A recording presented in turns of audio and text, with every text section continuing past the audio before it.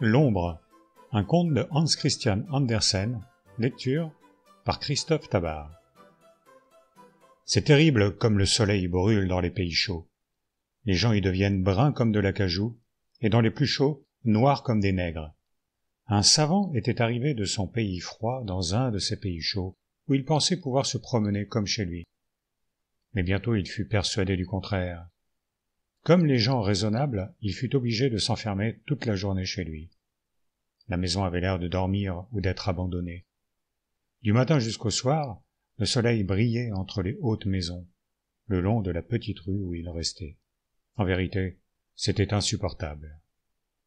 Le savant des pays froids, qui était jeune encore, se croyait dans une fournaise ardente. Il maigrit de plus en plus, et son ombre se rétrécit considérablement. Le soleil lui portait préjudice. Il ne revenait véritablement à la vie qu'après le coucher du soleil. Que d'agrément alors! Dès qu'on allumait la bougie dans la chambre, l'ombre s'étendait sur tout le mur, même sur une partie du plafond. Elle s'étendait le plus possible pour reprendre ses forces.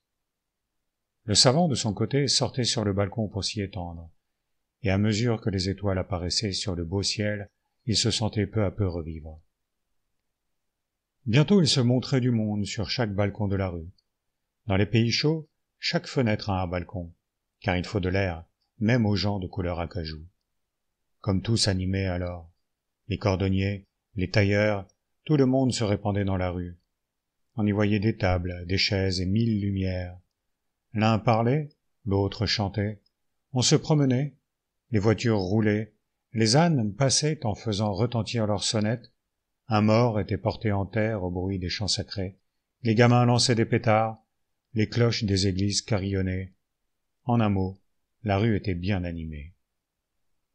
Une seule maison, celle qui se trouvait en face du savant, ne donnait aucun signe de vie.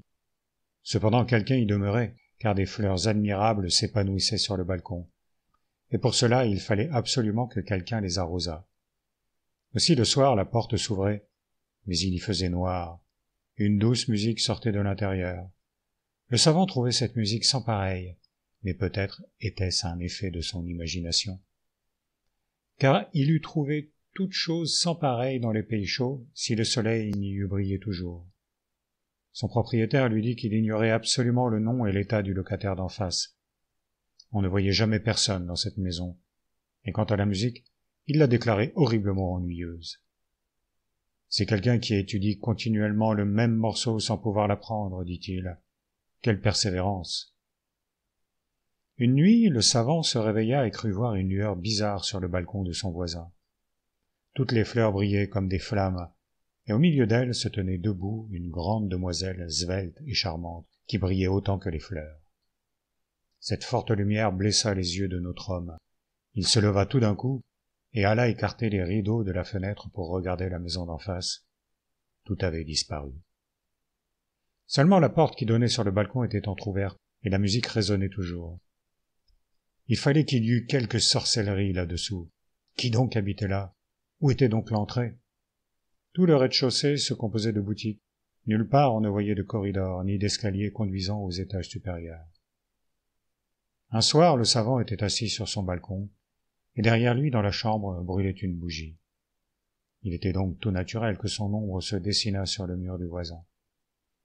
Elle se montrait entre les fleurs et répétait tous les mouvements du savant. Je crois que mon ombre est la seule chose qui vive là, en face, comme elle est gentiment assise entre les fleurs près de la porte entr'ouverte. Elle devrait être assez fine pour entrer, regarder ce qui se passe et venir me le raconter. « Va donc, cria-t-il en plaisantant. Montre-moi que tu sers à quelque chose. Allons, entre !» Puis il fit un signe de tête à l'ombre, et l'ombre répéta ce signe. « Va, mais ne reste pas trop longtemps. » À ces mots, le savant se leva et l'ombre fit comme lui. Il se tourna, et l'ombre se tourna aussi. Quelqu'un qui eût fait attention aurait pu voir que l'ombre entrait par la porte entr'ouverte chez le voisin au moment où le savant entrait lui-même dans sa chambre, en tirant derrière lui le grand rideau. Le lendemain, lorsque ce dernier sortit pour prendre son café et lire les journaux, arrivé sous l'éclat du soleil, il s'écria tout à coup. « Qu'est-ce donc? Où est mon ombre? Serait-elle en effet partie hier au soir, et pas encore revenu? C'est excessivement fâcheux. Grand était son dépit, non pas parce que l'ombre avait disparu, mais parce qu'il savait l'histoire d'un homme sans ombre, comme tout le monde dans le pays froid. Et si, lui, revenu un jour, racontait sa propre histoire, on l'accuserait de plagiat sans qu'il le méritât le moins du monde. Il résolut donc de n'en parler à personne, et bien il fit. Le soir, il retourna sur son balcon après avoir bien posé la lumière derrière lui pour faire revenir son ombre. Mais il eut beau se faire grand, petit, et répéter « Hem hem !» l'ombre n'apparut pas. Cette séparation le tourmenta beaucoup. Mais dans les pays chauds, tout repousse bien vite, et au bout de 8 jours, il remarqua, à son grand plaisir, qu'une nouvelle ombre sortait de ses jambes lorsqu'il se promenait au soleil. La racine de l'ancienne y était probablement restée. Au bout de 3 semaines, il avait une ombre convenable, qui, dans son voyage au pays du Nord, crut tellement que notre savant aurait pu se contenter de la moitié. Revenu dans son pays, il composa plusieurs livres sur ce que le monde a de vrai, de beau et de bon. Et bien des années s'écoulèrent ainsi. Un soir qu'il était assis dans sa chambre, quelqu'un frappa à la porte. « Entrez, dit-il. » Mais personne n'entra. Il alla ouvrir et vit un homme très grand et très maigre, du reste parfaitement habillé, et de l'air le plus comme il faut. « À qui ai-je l'honneur de parler ? » demanda le savant. « Je me doutais bien que vous ne me reconnaîtriez pas, » répondit l'homme délicat. « Voyez-vous, c'est que je suis devenu corps, j'ai de la chair et je porte des habits. Ne reconnaissez-vous pas votre ancienne ombre ? Vous avez cru que je ne reviendrais plus. J'ai eu bien de la chance depuis que je vous ai quitté. Je suis riche, et j'ai par conséquent les moyens de me racheter. » Puis il fit sonner un tas de breloques attachées à la lourde chaîne d'or de sa montre, et ses doigts couverts de diamants lancèrent 1000 éclairs. « Je n'en reviens pas, dit le savant. Qu'est-ce que cela signifie ? » « Certes, cela est extraordinaire, en effet, mais vous-même, n'êtes-vous pas un homme extraordinaire ? Et moi, vous le savez bien, j'ai suivi vos traces dès votre enfance. Me trouvant mûr pour faire seul mon chemin dans le monde, vous m'y avez lancé, et j'ai parfaitement réussi.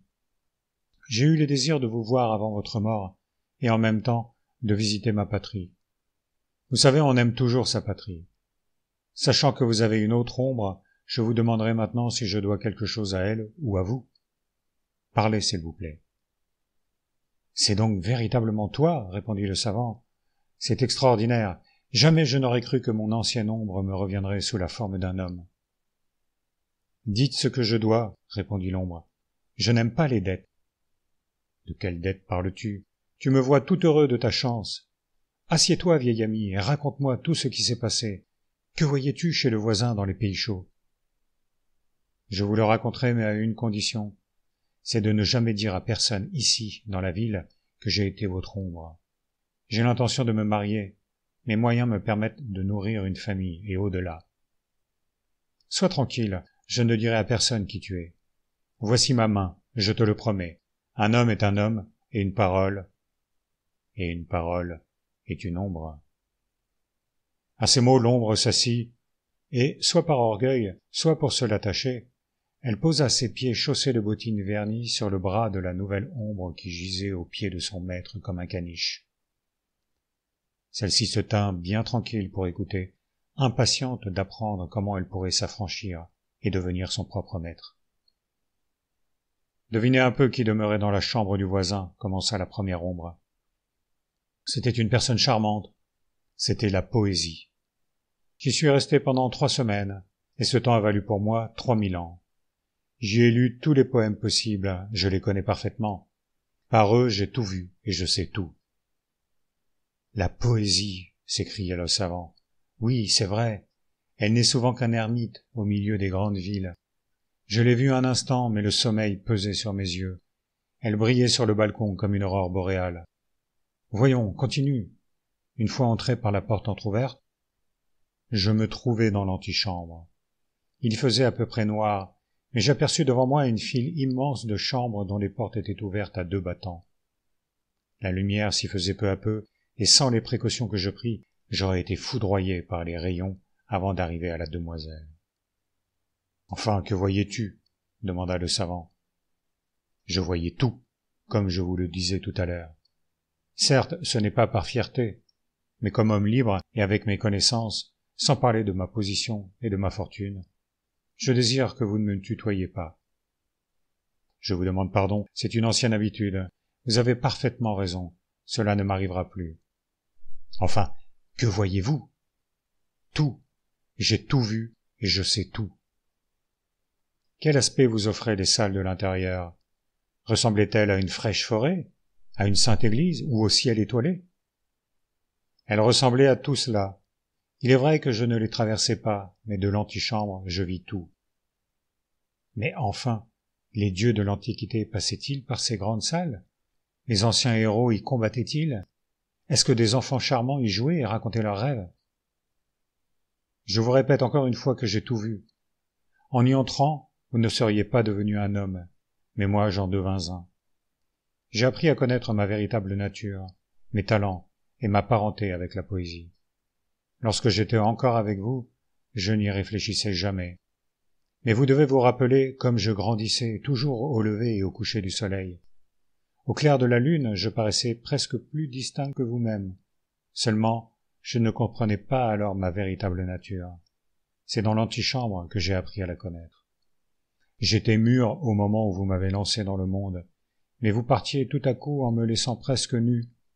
J'eus bientôt honte de me trouver dans un pareil état. J'avais besoin de vêtements, de bottes, de tout ce vernis qui fait l'homme. Je me cachais, je vous le dis sans crainte, persuadé que vous ne l'imprimerez pas.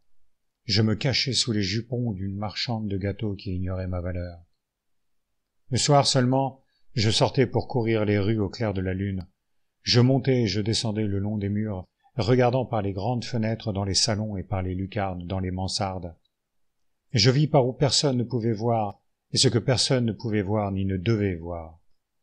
Pour vous dire la vérité, ce monde est bien vil. Et sans se préjuger qu'un homme signifie quelque chose, je ne me soucierai pas de l'être. J'ai vu des choses inimaginables chez les femmes, chez les hommes, chez les parents et les enfants charmants.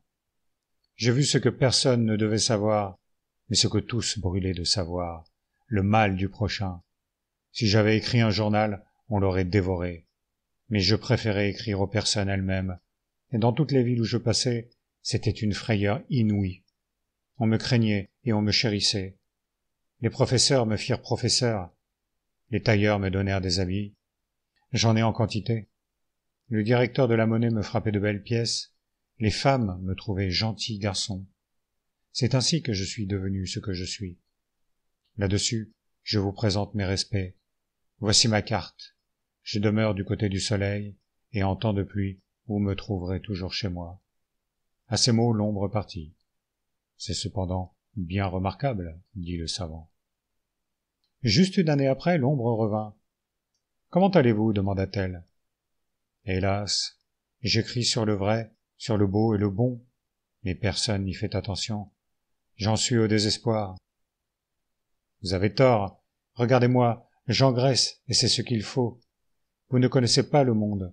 Je vous conseille de faire un voyage. Encore mieux, comme j'ai l'intention d'en faire un cet été, si vous voulez m'accompagner en qualité d'ombre, vous me ferez grand plaisir. Je paye le voyage. Vous allez trop loin. C'est selon. Je vous assure que le voyage vous fera du bien. Soyez mon ombre, vous n'aurez rien à dépenser. C'en est trop, dit le savant.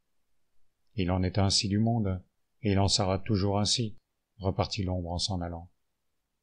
Le savant se trouva de plus en plus mal, à force d'ennui et de chagrin.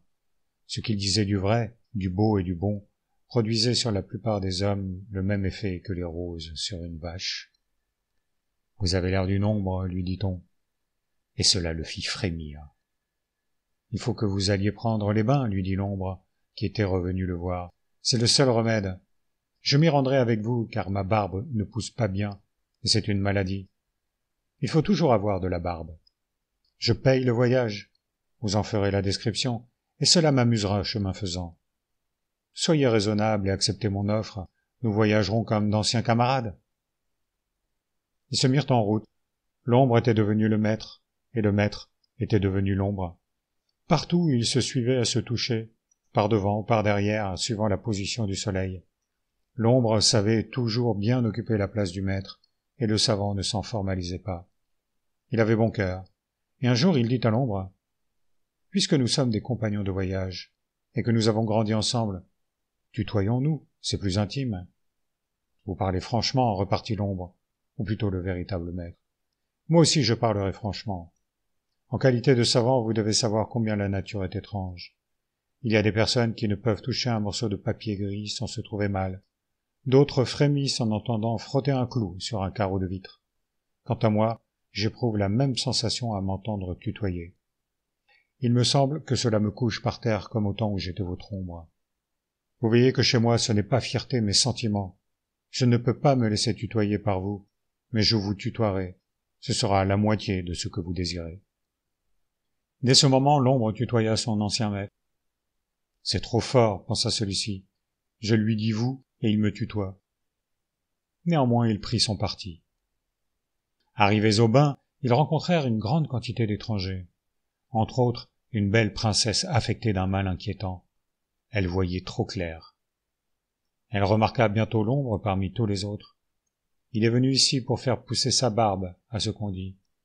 Mais la véritable cause de son voyage, c'est qu'il n'a point d'ombre. Prise de curiosité, elle entama conversation dans une promenade avec cet étranger. Comme princesse, elle n'avait pas besoin de faire beaucoup de façons, et elle lui dit « Votre maladie est de ne pas produire d'ombre. »« Votre Altesse royale se trouve heureusement bien mieux, » répondit l'ombre. Elle souffrait de voir trop clair. Mais maintenant, elle guérit, car elle ne voit pas que j'ai une ombre, et même une ombre extraordinaire. Voyez-vous la personne qui me suit continuellement? Ce n'est pas une ombre commune, de même qu'on donne souvent pour livrer à ses domestiques du drap plus fin que celui que l'on porte soi-même. Ainsi je parais mon ombre comme un homme. Je lui ai même donné une ombre. Quoi qu'il m'en coûte, j'aime à avoir des choses que les autres n'ont pas. Quoi? Pensa la princesse. Est-ce que vraiment je serai guérie? Il est vrai que l'eau, dans le temps où nous vivons, possède une vertu singulière, et ces bains ont une grande réputation. Cependant, je ne les quitterai pas encore. On s'y amuse parfaitement. Et ce jeune homme-là me plaît, pourvu que sa barbe ne pousse pas, car il s'en irait. Le soir, la princesse dansa avec l'ombre dans la grande salle de danse. Elle était bien légère, mais son cavalier l'était encore davantage. Jamais elle n'en avait rencontré un pareil. Elle lui dit le nom de son pays, et lui le connaissait bien, car il y avait regardé par les fenêtres. Il raconta même à la princesse des choses qui le tenèrent on ne peut plus. Certes, c'était l'homme le plus instruit du monde. Elle lui témoigna peu à peu toute son estime, et en dansant encore une fois ensemble, elle trahit son amour par des regards qui semblaient le pénétrer. Néanmoins, comme c'était une fille réfléchie, elle se dit « Il est instruit, c'est bon. Il danse parfaitement, c'est encore bon. Mais possède-t-il des connaissances profondes? C'est ce qu'il y a de plus important. Je vais l'examiner un peu à ce sujet. » Et elle commença à l'interroger sur des choses tellement difficiles qu'elle n'aurait pu y répondre elle-même. L'ombre fit une grimace. « Vous ne savez donc pas répondre, dit la princesse. »« Je savais tout cela dans mon enfance, répondit l'ombre, et je suis sûr que mon ombre, que vous voyez là-bas devant la porte, y répondra facilement. »« Votre ombre?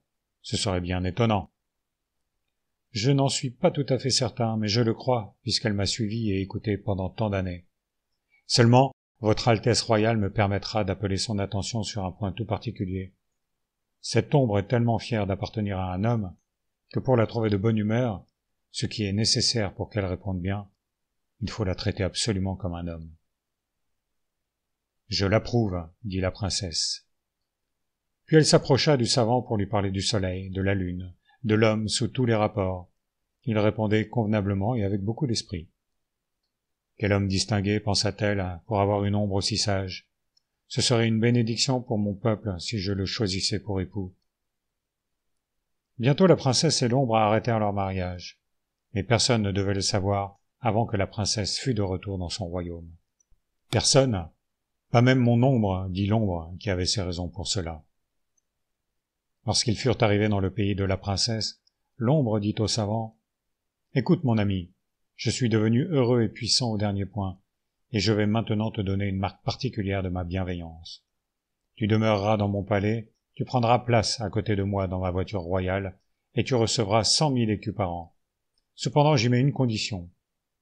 c'est que tu te laisses qualifier d'ombre par tout le monde. Jamais tu ne diras que tu as été un homme, et une fois par an, lorsque je me montrerai au peuple sur le balcon éclairé par le soleil, tu te coucheras à mes pieds comme une ombre. Il est convenable que j'épouse la princesse, et la noce se fait ce soir. Non, c'en est trop, s'écria le savant. Jamais je ne consentirai à cela. Je détromperai la princesse et tout le pays. Je veux dire toute la vérité. Je suis un homme, et toi, tu n'es qu'une ombre habillée. Personne ne te croira. Sois raisonnable, ou j'appelle la garde. Je vais de ce pas trouver la princesse. Mais moi, j'arriverai le premier, et je te ferai jeter en prison. Puis l'ombre appela la garde, qui obéissait déjà au fiancé de la princesse, et le savant fut emmené. « Tu trembles, dit la princesse en revoyant l'ombre. Qu'y a-t-il donc? Prends garde de tomber malade le jour de ta noce. Je viens d'essuyer une scène cruelle. Mon ombre est devenue folle. Figure-toi qu'elle s'est mise en tête qu'elle est l'homme, et que moi, je suis l'ombre. C'est terrible. J'espère qu'on l'a enfermée. Sans doute. Je crains qu'elle ne se remette jamais. Pauvre ombre, dit la princesse. Elle est bien malheureuse. Ce serait peut-être un bienfait que de lui ôter le peu de vie qui lui reste. Oui, en y songeant bien, je crois nécessairement d'en finir avec elle secrètement. C'est une affreuse extrémité, répondit l'ombre, en ayant l'air de soupirer. Je perds un fidèle serviteur. Quel noble caractère, pensa la princesse. Le soir, toute la ville fut illuminée. On tira le canon. Partout retentissaient la musique et les chants. La princesse et l'ombre se montrèrent sur le balcon, et le peuple enivré de joie cria 3 fois hurrah.